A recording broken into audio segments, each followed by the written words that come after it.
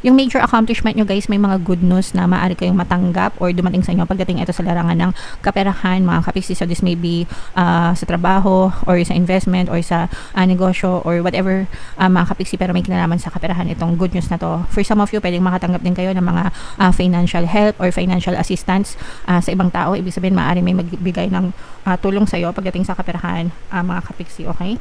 Pwedeng yung mga nag-a-apply ng loan, di ba? Minsan nag-a-apply tayo ng mga loan sa mga bangko or sa mga co-op kung meron kayong mga nilalakad na ganyan.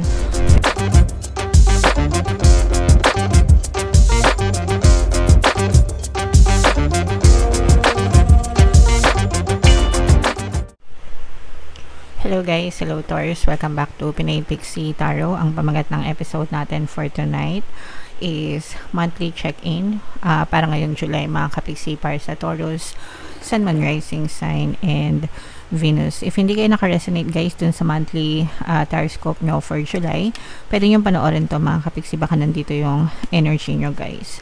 So, unahin natin tong deck na to. Tingnan natin yung mga mensahe sa inyo or yung mga paparating sa inyo mga kapiksi. So, meron tayong breathe energy mga kapiksi. Ibig sabihin nito, mag-relax tayo ng konti, mag-chill tayo ng konti mga kapiksi, magpahinga, no? Especially if masyado na kayo maraming stress, masyadong maraming gumugulo sa isip nyo mga kapiksi. Makakatulong yung meditation para sa inyo guys, para kumalma yung isipan nyo and kumalma yung mga nerves nyo or nervous system nyo mga kapiksi. So, dito sa ating channel guys, if hindi kayo marunong mag-meditate on your own, dito sa ating channel meron tayong Tagalog guided meditation para mawala ang stress and anxiety. So, ginawa ko talaga yon para makatulong sa inyo. If ever na gusto nyo mag-meditate guys, pwede nyo pakinggan kahit isang beses lang sa isang araw. Malaking tulong yon para sa inyo mga kapiksi. Okay? Alright. So, yung next message natin for you Taurus. Time to go mga kapiksi, no? So may mga bagay na kailangan na nating talikuran, especially yung mga nakaraan, yung mga tapos na mga kapiksi. The universe or your guides are telling you to let go and time to move on mga kapiksi, no? Kasi if you always dwell on the past mga kapiksi, may stuck lang tayo sa buhay, okay? And paulit-ulit lang tayong masasaktan dun sa mga negative circumstances na yon na nangyari sa past. So, hindi mo deserve na masaktan. Taurus, deserve mo maging masaya. Deserve mo maging ma-okay sa buhay mo, mga kapiksi. So, it's time to go. It's time to move on. And maging excited ka sa panibagong chapter ng buhay mo, Taurus. Okay? And another message para sa inyo mga kapiksi, ito'y cleansing guys, no? Kailangan nating mag-cleanse, kagaya nga nitong ito, kailangan nating kumalma, magpahinga, and kailangan natin mag-cleanse din for detoxification of body and mind kasi nag-a-accumulate yung mga negative thoughts natin mga kapiksi, yung mga negative energies natin, di ba? So parang ano lang yan guys, isipin nyo yung bahay nyo, di ba? Puro alikabok, no? So yung alikabok na yon kailangan nating linisin para iwas sakit, di ba? At saka para malinis yung bahay natin. So it's the same with our body and mind. Yung mga negative, isipin nyo na lang na parang yung mga alikabok na yun, yung mga negative energies na kailangan nating linisin sa buhay natin para malinis, kaaya-aya, di ba? Magaan yung ating pamumuhay, mga kapiksi. Okay? So, maraming pamamaraan ng cleansing, mga kapiksi, iba-iba. Pinakamadali and maganda. Hindi ko alam kung maganda, pero para-paras lang naman yan, guys. Yung paliligo sa tubig dagat, no? Kasi may natural cleansing properties ang mga bodies of water natin. So, if malapit kayo sa mga tubig dagat, pwede kayong maligo, mga kapiksi, for cleansing and for re-energizing din, guys. Okay? So, yung mga other ways ng cleansing, kayo na lang yung bahala mag-research, mga kapiksi. So, hanapin natin yung energy ng Taurus, guys. Shuffle natin to. Habang sinashuffle ko to, guys, panoorin nyo muna yung video natin regarding sa ating paano mag-manifest ng abundance video course. Kapiksi, sawa ka na ba sa mga struggles at hirap sa buhay mo? Masipag ka ba at masikap sa buhay ngunit hindi ka pa rin umaasenso? Ilang beses ka na bang nag-attempt magnegosyo at mag-invest pero palagi ka pa rin nalulugi? Sa pagkakataon na ito ay maaaring may subconscious beliefs ka na nagiging balakid sa iyong pag-unlad at pagyaman. Introducing, paano mag-manifest ng abundance video course. Dito ay matututunan mong ma-overcome ang mga balakid mo para tuluyan ka ng umunlad, umasenso, sumagana, maging matagumpay, successful at maswerte sa iyong kabuhayan, pera, trabaho, negosyo, salapi at kaperahan ng bonggang-bongga. Dali, mag-send na ng email sa pinoypixie@gmail.com at simulan na ang iyong pagyaman ngayon. Alright, so sa lahat ng gusto mag-avail ng course guys, naka-flash sa screen nyo. Una, meron tayong paano mag-manifest ng abundance video course. Meron din tayong paano mawala ang third party at magkaroon ng harmonious na relationship. And meron din tayong paano pabalikin si ex, revised breakup. So sa mga interesado guys, mag-send lang kayo ng email sa pinoypixie@gmail.com.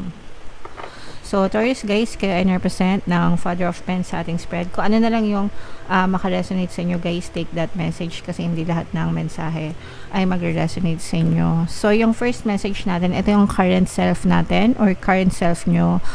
Taurus, for some of you, may mga brand new na passion na parang parang pinagbubusan nyo ng attention right now. So, maaari ito yung mga hobbies nyo, yung mga gusto nyong gawin, yung mga passion nyo, mga kapiksi. So, parang your current self ngayong July is parang ito yung pinagbubusan nyo ng attention right now. Parang pwedeng nasa mga early stages parang kayo, o kaya naman parang, kahit hindi early stage, pero parang mas lalo nyo na siyang binibigyan ng attention ngayon. So, let's say for example, mahilig ka mag-drawing, ganyan. So, dati ka pang magaling mahilig mag-drawing, pero ngayon, parang mas nabibigyan mo na siya ng attention. Ganyan-ganyan, okay? So, example lang yun, mga kapiksi. Yung theme of the month nyo guys, medyo stressful, no? Yung inyong July. Ito yung nagbabadya na maaaring may mga stress, toxic, no? Pwedeng toxic na tao, toxic na bagay, toxic na sitwasyon, or mga stressful na tao, stressful na bagay, stressful na sitwasyon na maaari kayong maka-experience. Pwede ring merong matigas ang ulo, no? Na makakasalamuha kayo, mga kapiksi, and parang meron ding babangga sa inyo. Guys, parang i-challenge kayo nitong person na to, something like that. So, parang i-challenge in a way na itetest nito yung parang mauubos yung PC nyo dito. Maano yung PC nyo dahil sa person na to, mga kapiksi. So, medyo may katigasan yung ulo nito, guys. And yung key goal na gusto nyong i-pursue, for some of you guys, parang feeling ko kayo nagpa-practice kayo na parang maging elegante, nagpa-practice kayo na parang alam niyo yun, yung sarili nyo, gusto nyo maging maganda yung tingin ng ibang tao sa inyo, gusto nyo parang maging presentable kayo, ganyan. And actually guys, this is a very very nice thing to do, pero hindi para sa ibang tao, kundi para sa sarili mo, no? You should do it for yourself, di ba? Kung gusto maging better version ng sarili mo, maging maganda, maging kaaya-aya, maging elegante, or whatever, of course, preference nyo yan, but do it for yourself, not for other people, mga kapiksi, kasi in your reality, other people, irrelevant yung mga yan, no? Ikaw lang yung importante sa buhay mo, so do it for yourself, para you feel good, diba? You feel good, you feel loved about yourself, mga kapiksi. So that's what matters, guys, okay? And yung mga obstacles na kailangan yung i-overcome, mga kapiksi, is yung pagiging people pleaser ba, no? Ayun nga yung sinabi ko sa inyo guys, no? Kasi diba sabi ko kanina, parang gusto nyo maging elegante, kaaya-aya, attractive para sa ibang tao, pero hindi mo yung kailangan gawin para sa kanila. Do it for yourself. And yung iba sa inyo, parang nagiging people pleaser kayo. Ibig sabihin ng people pleaser, parang piniplease nyo yung ibang tao, no? Na magustuhan kayo, parang yung iba parang nagiging sunod-sunuran para lang magustuhan sila ng ibang tao. So wag ganun, guys, no?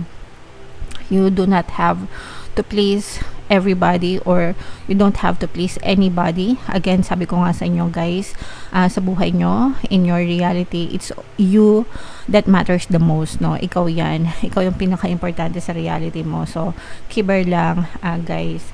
sa ibang tao, mga kapiksi.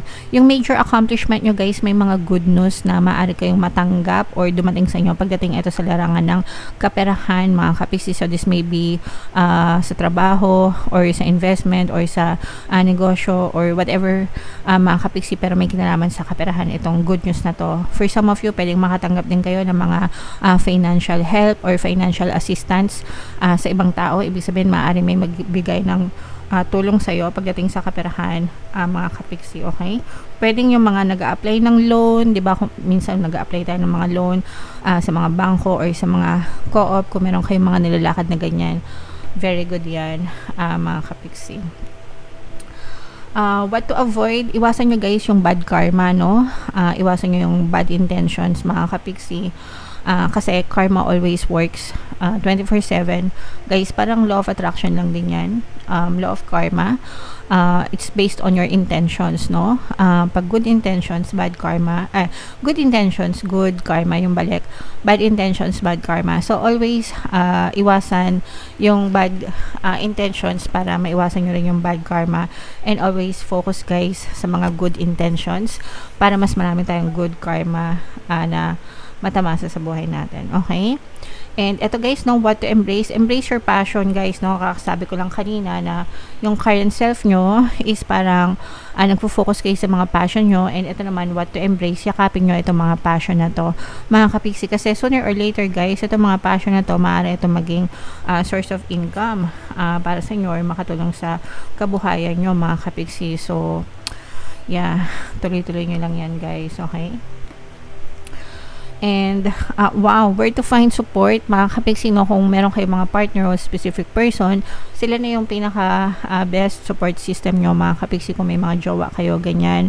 Pero kung wala naman, mga kapiksi, this can also be somebody na malapit sa'yo, like your best friend or minsan mga anak, ganyan. So sila yung support system nyo, mga kapiksi. So hindi nyo na kailangang tumingin or maghanap sa malayo kung saan kayo hahanap ng suporta.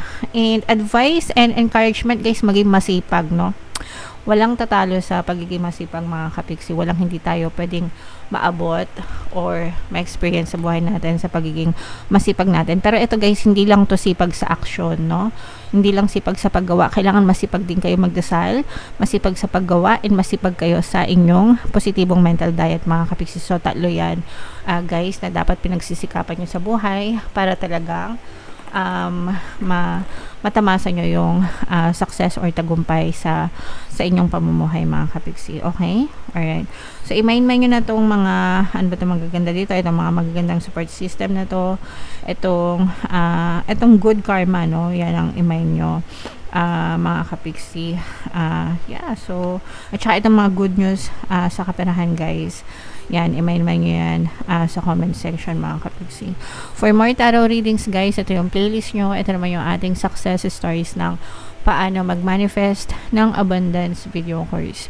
Click here to subscribe, guys. Ito yung ating mga pampaswerte subliminals.